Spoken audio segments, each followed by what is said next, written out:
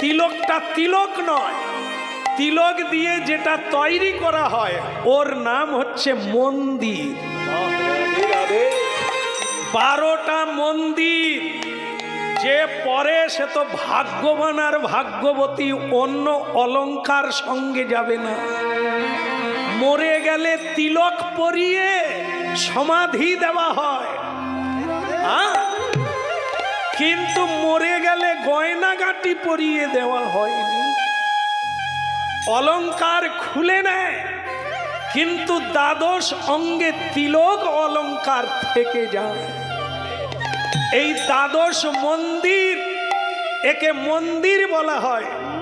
তাই ললাটে যিনি থাকেন তিনি হচ্ছেন কেশব কৃষ্ণ। হ্যাঁ, কেশব কৃষ্ণ কংসারে হরে বৈকুণ্ঠ বামন